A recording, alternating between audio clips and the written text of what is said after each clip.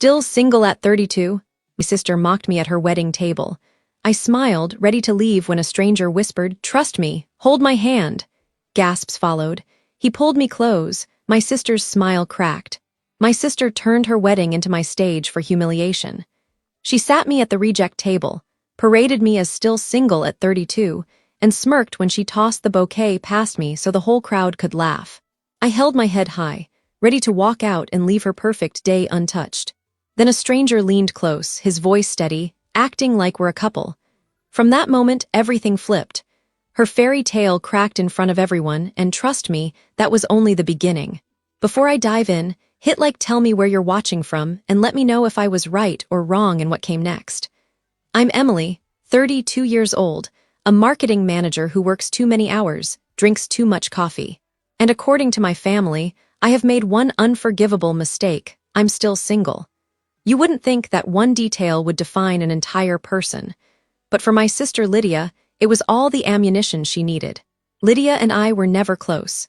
She was the golden child, homecoming queen, cheer captain, the one who got every ounce of praise while I was told to be more like her. When she got engaged to Richard, a banker from a wealthy family, the gap between us turned into a canyon. She didn't just enjoy being the bride-to-be.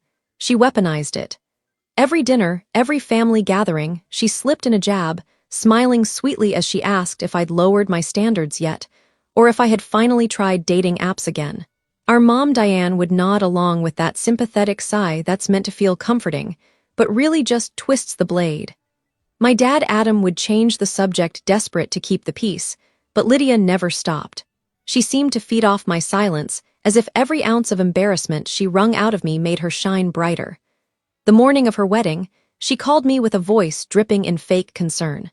"Emily, honey," she said, stretching the word like she was talking to a child. "I know today might be hard for you seeing everyone so happy. Just try not to look too miserable in the photos." Okay, I bit my tongue. What was I supposed to say? That I was happy for her? That I didn't mind being the punchline? Instead, I hung up and tried to convince myself I could survive one day. Just one day. I spent weeks picking out my dress, a navy gown that made me feel elegant without screaming for attention. I wanted to look good, but not like I was competing. I wanted to feel like I belonged in the pictures, even if no one saw me as part of the story. When I arrived at Grandview Manor, the reception hall looked like a scene out of a magazine. Golden lights hung from chandeliers, crystal glasses sparkled on white linen tables, and violins hummed through the air. It should have been magical. Instead, all I could focus on was the piece of paper in my hand. Table 12. Mary and Lydia's maid of honor walked me there with a smile too sweet to be real. "Oh, Emily, here's your spot," she chirped, leading me to a table shoved in the back corner near the swinging kitchen doors. Servers bustled past balancing trays of food, while my table mates, a few of Lydia's single coworkers and our cranky great aunt, Janet, barely acknowledged me. That was the first sign. Lydia hadn't just overlooked me. She'd planned this. Every detail from the seating chart to the introductions was designed to remind me I wasn't part of her fairy tale. I was the shadow she wanted everyone to laugh at, and the night was only getting started. It didn't take long before the whispers started. At first I told myself I was imagining it, but then I saw it. Lydia's bridesmaids clustered near the bar eyes, flicking toward me as one of them pointed, their laughter spilling out like champagne bubbles. It was the same laugh Lydia had used when we were teenagers, showing off my awkward yearbook photo to her friends. Some habits never die, and tonight she wasn't just my sister. She was the star of her own show, and I was the punchline. Every introduction became a performance. Lydia paraded me in front of Richard's wealthy relatives, her hand resting proudly on his shoulder, her voice cutting sharp under the veil of sweetness. "This is my sister Emily," she said, smiling so wide it hurt to look at. "She's our career girl, still focusing on work instead of finding someone special." Their reactions were all the same: tight smiles, tilted heads, sympathetic nods. Then came the advice, uninvited and relentless. "Oh, don't worry, dear. There's someone for everyone. Have you tried a church group?" My aunt waited until she was 50 and found love with a widower, 6 children. But still, love is love. Each word landed heavier than the last by the time Richard, business partner, suggested I should lower my standards. My chest was tight, my throat I wasn't Emily anymore, I was Lydia cautionary tale. Even the photographer seemed in on it. When it came time for family pictures, he asked, no +1. His brows knit together when I shook my head. He snapped the shot anyway, capturing me frozen between smiling couples, my forced grin stretching like glass about to crack. I told myself I could make it through, just survive the nightstand and the shadows let her bask in her spotlight. But Lydia wasn't satisfied with quiet cruelty. She wanted an audience.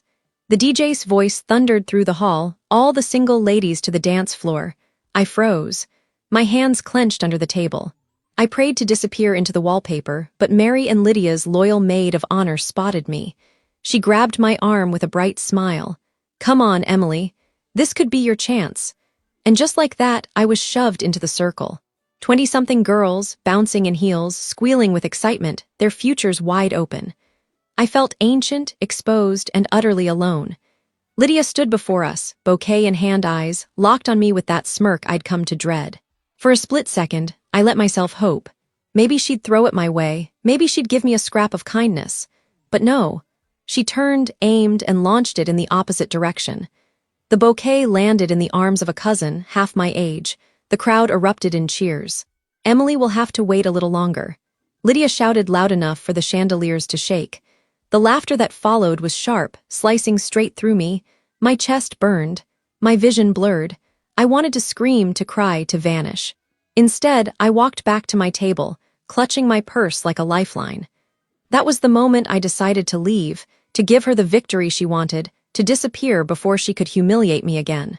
But just as I reached for my bag, a low voice behind me cut through the noise.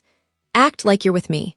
I turned startled and found myself staring at a man I'd never seen before. He was tall, broad-shouldered, with a charcoal suit that looked custom-made. His expression wasn't pity. It was for a purpose. His eyes locked onto mine as if he'd already decided something. Excuse me, I whispered. Your sister just spent 10 minutes telling my business associate how worried she is about you being alone, he said, sliding into the empty chair beside me as if it were the most natural thing in the world. I figured you might want to even the score. I blinked at him, my pulse still pounding from the bouquet fiasco. You don't even know me. William, he said, extending his hand. Richard's cousin. And you're Emily, the sister who apparently needs saving from eternal spinsterhood. I laughed, but it came out shaky. That's me, the family charity case. Not anymore, he said, his voice steady. Then he draped his arm casually along the back of my chair, close enough that anyone watching would notice. It didn't take long. Across the room, Lydia's eyes found us. Her smile faltered. The bride who had orchestrated my humiliation was suddenly off script. I felt the power shift, subtle but undeniable. When she finally approached her wedding train, sweeping behind her like a weapon, her tone was brittle under the sweetness.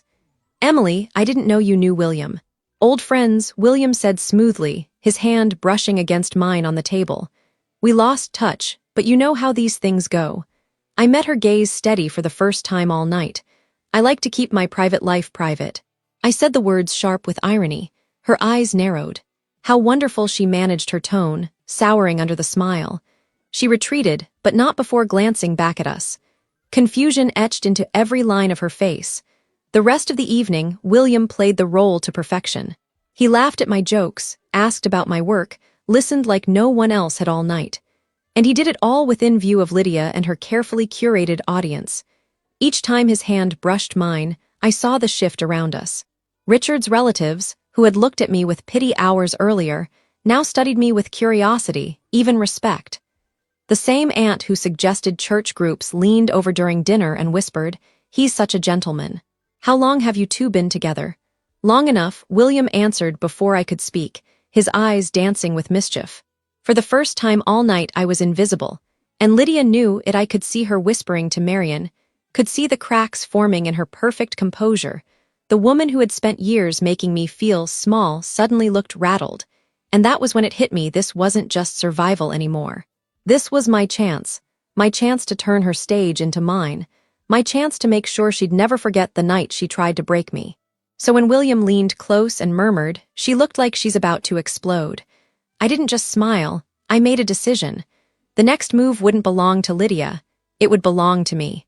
The band struck up a slow song and William didn't hesitate. He stood, offered me his hand, and said simply, "Dance with me." It wasn't a question. It was an invitation to step into the spotlight, and for once in my life, I wanted to say yes. As he led me to the dance floor, I could feel the stares. Every pair of eyes that had rolled or pitied me earlier now followed our every step. William's hand rested firmly on my waist, guiding me effortlessly, like he had done this 1,000 times before. "You know she's watching," he murmured, lips close enough that only I could hear. "I know," I said, glancing over his shoulder. Lydia stood near the head table, her bouquet replaced by a champagne flute clutched too tightly, her jaw locked in a smile that didn't reach her eyes. "She looks like she's about to explode." William's chuckle was low, almost conspiratorial. "Good," I said, surprising myself with how steady my voice sounded.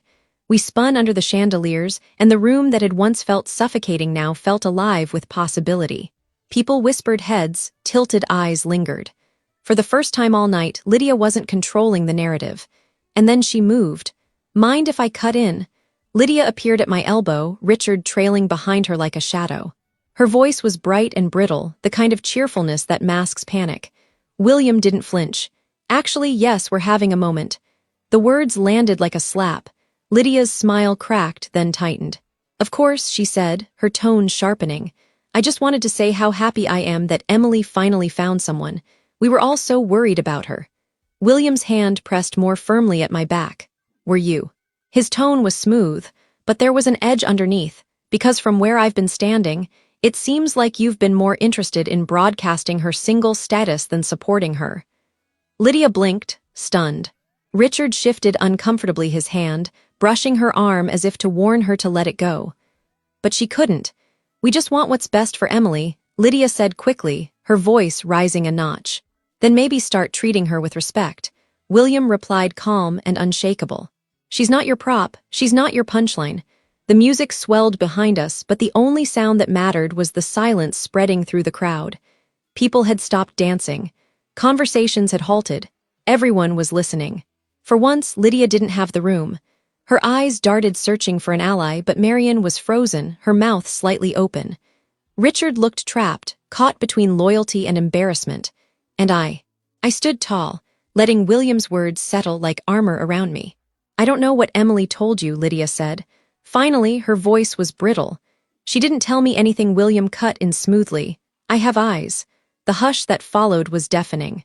Lydia's cheeks flushed, her perfect bridal glow replaced with something raw or fearful. She turned abruptly, pulling Richard toward the bar, her train snapping against the floor. The music resumed, but the shift in the room was permanent. Lydia wasn't untouchable anymore. For the rest of the night, William made sure of it. He fetched me drinks, leaned close to whispered jokes, brushed his hand against mine, often enough to make it look effortless practice. And the crowd noticed. Richard's family, who had smiled politely at my humiliation earlier, now studied us with interest, approval even. Mrs. Wellington, Richard's aunt, the same woman who'd suggested church groups, leaned in after dinner to say, "You never mentioned you were seeing someone so accomplished. Not everything has to be shared." I answered lightly, and the satisfaction in her raised brows was almost enough to undo years of Lydia's shadow. But the true climax came later during the garter toss. Richard prepared to fling it into a crowd of rowdy bachelors, laughter rippling through the room. Just as he raised his hand, Lydia's voice cut through sharp and desperate. "Wait, William, you can catch it. You not single." All eyes turned. William smiled easy and unbothered. "Actually, I am Emily, and I are taking it slow." Requinting, he winked at me, and the garter sailed straight into his hands. The symbolism wasn't lost on anyone. A murmur ran through the crowd. Tradition dictated he now had to place it on the leg of whoever caught the bouquet. But Chloe, the young cousin, had left hours earlier. "Looks like we need a volunteer." The DJ announced, his grin wide. William turned to me, raising a brow. His question didn't need words. My pulse thundered, but I nodded. The room erupted in cheers as I sat in the chair, my navy dress catching the golden light. William knelt in front of me, sliding the garter onto my leg with a gentleness that made the world blur. The air felt charged, intimate, as if this wasn't pretend at all. And the look on Lydia's face, her lips pressed thin, her hands fisted around her bouquet, her eyes burning, was worth every second of humiliation I'd endured earlier. The rest of the night passed in a haze. Strangers approached to chat with cousins who had ignored me suddenly wanted to know everything about William. Even Richard's relatives looked at me differently, curiosity replacing pity. Lydia, meanwhile, spiraled. She whispered frantically to Marion, cast dagger-like glances our way, tried to laugh too loudly, drink too quickly. She wasn't the glowing bride anymore. She was the woman whose control was slipping, thread by thread. By the time the last song played, I had transformed from invisible to unforgettable. William walked me to my car as the night air wrapped around us cooler and calmer than the storm inside. "Thank you," I said, my voice quiet but fierce with gratitude. "You saved me tonight." "What makes you think it was just tonight?" he asked, his gaze steady on mine. My breath caught. "Because we barely know each other." "I know enough," he said simply. "I know you're strong enough to stand alone even when no one else sees it. I know you're smarter than half the people who dismissed you tonight. And I know your sister. She's a fool for not realizing how lucky she is to have you as family." I felt something shift inside me, something deeper than relief. For once, someone had seen me, not the caricature Lydia painted, but me. He handed me a card with his personal number, neat script scrawled across the back. "Call me," he said. "Not for revenge, not for appearances, just because you want to." When he smiled, I believed him. And Lydia. For the first time, she'd seen what it felt like to lose. That night, her perfect wedding shattered. Not with a fight, not with a scream, but with the quiet power of someone she thought would never fight back. And it was only the beginning. 3 months later, William and I were officially dating. 6 months after that, we moved in together. And exactly 1 year after Lydia's wedding, he proposed in the very same hotel where we'd first met. Lydia's reaction to our engagement was everything I expected. A brittle smile, a forced hug, and eyes that couldn't hide her fury. The sister, who once mocked me as pathetic and single, now had to watch me plan a wedding with a man who not only adored me, but whose family was wealthier and more respected than hers. But the real victory wasn't improving her wrong. It was realizing I never needed her approval to begin with. For years, I had let her define me, humiliate me, shrink me down until I barely recognized myself. That night at her wedding with William's hand, steady in mine, I remembered what dignity felt like. Our wedding was smaller, simpler, but infinitely more joyful. Surrounded by people who wanted us to be happy, I felt free for the first time. Lydia gave a maid of honor speech dripping with fake nostalgia, rewriting history to save face. I didn't care because the truth was mine and I was finally living it. Looking back, Lydia's wedding was supposed to break me. Instead, it introduced me to the love of my life and reminded me that the sweetest revenge isn't humiliation, it's living well. My sister wanted me small, pitiful, forgettable. What she got was the one thing she could never control: my happiness.